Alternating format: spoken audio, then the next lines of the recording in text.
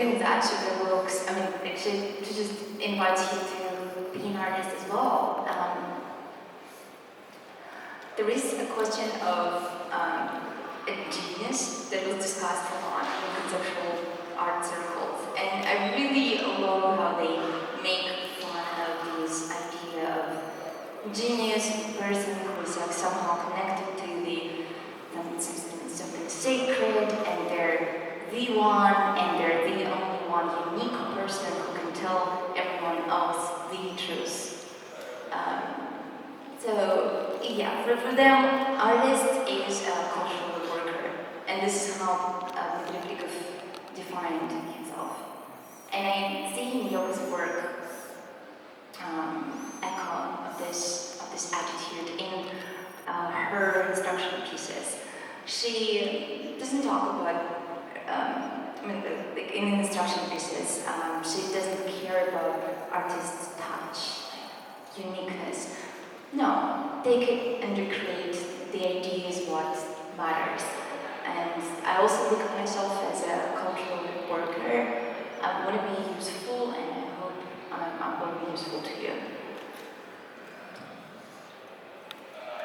I'm going to try one more question before we open up to Q&A. And I'm not sure how we talked about this question before, so I don't know how this is going to land or where it will lead us, if anywhere, but I want to talk to you about time. And how there might be different qualitative experiences of time. So like if we think about Fordist time, or Monday through Friday, 9 to 5, or clocking in and clocking out, constantly being productive as a kind of way of experiencing time in our daily lives. And there's been a lot written about how our experience of time shifts during moments of revolution, and spaces are occupied differently, and we're able to experience a different kind of social relation with one another. We have a different experience of time. You've talked about the symbol in your installation as taking the Orthodox cross, but then referencing how you're counting the days in prison, and so I'm thinking about a different experience of time when one is incarcerated.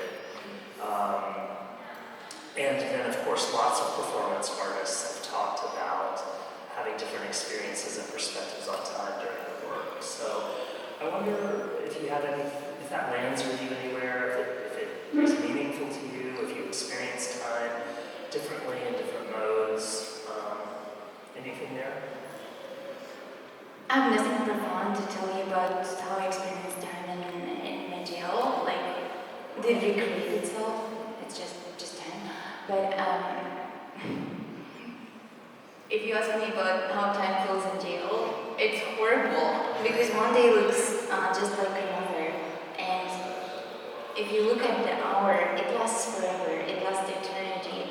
But then once a year passes by and you look back, it all collapses like some sort of crazy quantum function into one very dreadful, torturous day. So my theory is actually that judges, prosecutors should go to jail for at least 2 months as a compulsory part of their practice. So they need to experience this profoundly different time before giving out people these crazy terms that they've given out for